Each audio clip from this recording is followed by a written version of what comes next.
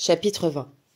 Dans le camp dit de regroupement se côtoient et se heurtent les anciennes victimes et leurs anciens bourreaux, les uns cherchant à se reconstruire comme on ne le disait pas encore à l'époque, les autres cherchant à se fondre dans la foule des réfugiés. Ne pas rester là, partir, fuir encore, soit, mais où aller? Où aller, se demandait notre héros, ex-raseur de crâne, ex-étudiant en médecine, ex-père de famille, ex-vivant devenu ombre. Retourner dans le pays d'où il était venu, en train, après avoir été raflé par la police de ce pays? Partir vers où? Le nord, l'est, l'ouest? Et une fois là, reprendre ses études de médecine? Ouvrir un salon de coiffure, afin d'imposer au monde les cheveux coupés courts, très courts, la mode des crânes nus? Non, non, de toute manière, il ne pouvait quitter la région sans savoir. Savoir si sa fille, sa petite fille si fragile, sa petite... Quel prénom portait-elle? Quel prénom lui avait-il donné? Comment s'appelait-elle? Il ne savait plus. Il ne se souvenait plus du prénom de sa propre fille.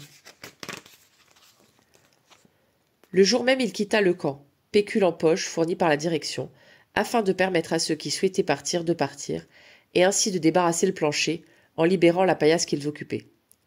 Il marche, et marche encore, à la recherche de la voie ferrée, du bois, des virages, de la vieille agenouillée dans la neige. Il trouve enfin une voie de chemin de fer abandonnée. La végétation l'envahit déjà.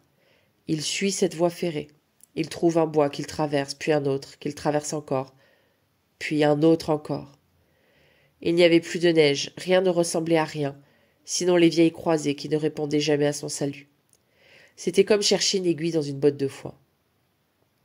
Il abandonna la voie ferrée, déjà elle-même abandonnée par ses trains, et il se mit à marcher à travers les villes et les villages. Partout la fête battait son plein. La guerre était finie pour tout le monde, sauf pour lui et les siens. Les chants, les drapeaux, les discours, les pétards même, toute cette folie, toute cette joie lui rappelaient qu'il était seul, qu'il serait seul à jamais, seul à respecter le deuil, à porter le deuil de l'humanité, le deuil de tous les massacrés, le deuil de son épouse, de ses enfants, de ses parents à lui, de ses parents à elle. Il traversait les villes et les villages, tel un spectre, témoin des libations, de la liesse, des saluts, des serments. Plus jamais ça, plus jamais. Il ne savait pas ce qu'il cherchait au juste, il marchait. Sa tête lui tournait, et il se rappela qu'il avait faim. Il avait faim malgré tout. Sur une petite table, il vit des fromages, des tout petits fromages. Il eut soudain envie de fromage. Ces fromages minuscules s'étalaient sur une nappe bizarre qui ne convenait pas au fromage exposé, une nappe qui semblait tissée de fils d'or et d'argent. Il posa une main sur la nappe, avec quelques pièces de monnaie, et soudain, il comprit. Il leva alors les yeux sur la femme, pas si vieille, assise derrière la petite table couverte de cette nappe bizarre. La femme avait une enfant sur ses genoux. Toutes deux lui souriaient et semblaient l'encourager à choisir un des fromages. La vieille lui parla dans une langue qu'il ne comprenait pas. Elle lui fit signe de se servir, mais lui n'avait d'yeux que pour la fillette. Celle-ci lui fit également signe des yeux et des mains de se servir, et lui vanta leur qualité. Puis elle lui désigna la chèvre à ses côtés, lui indiquant que c'était du lait de cette chèvre que les fromages naissaient. Il ne comprit pas tout, mais il comprit l'essentiel. Sa fille, c'était sa fille jetée du train, sa fille vouée au four, sa fille qu'il avait sauvée. Un cri terrible, un cri de joie, de peine, de victoire. Un cri se forma dans sa poitrine, mais rien ne sortit de sa bouche. Il se saisit d'un fromage, fixant toujours la fillette, sa fille. Elle vivait, elle vivait, elle était heureuse, elle souriait. Il esquissa lui-même un sourire, puis tendit une main tremblante vers la joue de la fillette pour caresser cette joue tentante. La fillette se saisit alors de sa main et la porta à ses lèvres avant d'éclater de rire. Il retira sa main précipitamment. Au bord du malaise, il se retira, toujours regardant la vieille, la chèvre et sa petite fille qu'il venait de remettre au monde. Il fixait de toute l'intensité de ses yeux cette marchande de fromage et sa propre fille assise sur ses genoux et s'embrassant. Il les fixait de tous ses yeux, comme s'il voulait graver dans ses pupilles, dans son cœur, dans son âme, leur image de bonheur partagé. Pourquoi se faire connaître? Pourquoi rompre l'équilibre qu'avait-il à apporter à sa propre fille? Rien, moins que rien. Il fit encore quelques pas, s'arrêtant encore. Peut-être fallait-il malgré tout, peut-être devait-il... Puis il s'arracha au prix d'un effort surhumain, chargé d'une joie et d'une tristesse mêlées. Il s'éloigna à grands pas. Il avait vaincu la mort, sauvé sa fille par ce geste insensé.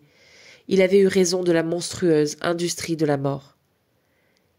Il eut le courage de jeter un dernier regard sur sa fillette retrouvée et reperdue à jamais. Elle faisait déjà l'article à un nouveau chaland montrant de ses petites mains la provenance du fromage, en désignant du doigt la chèvre chérie et sa maman adorée.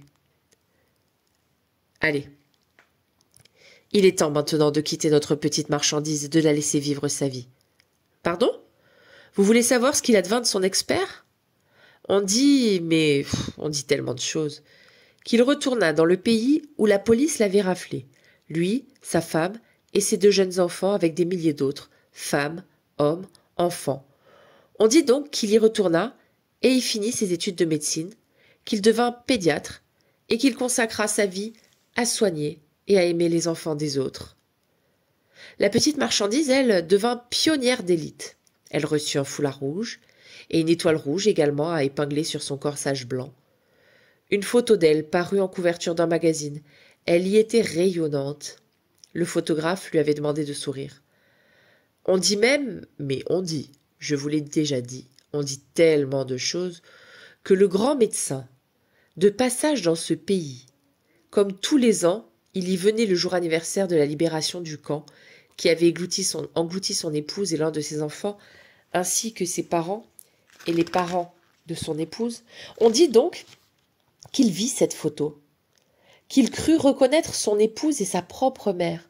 On dit même qu'il écrivit au magazine d'État, Jeunesse et Joie pour entrer en contact avec la pionnière d'élite Maria Tchekolova, qu'on présentait comme la pionnière, la plus méritante, parce que fille d'une pauvre femme, une pauvre bûcheronne illettrée, devenue marchande de fromage.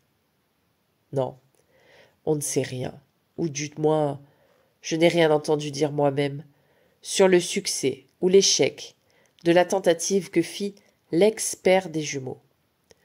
On ne sait donc pas, et on ne saura jamais, s'il a pu, ou non, retrouver enfin sa fille.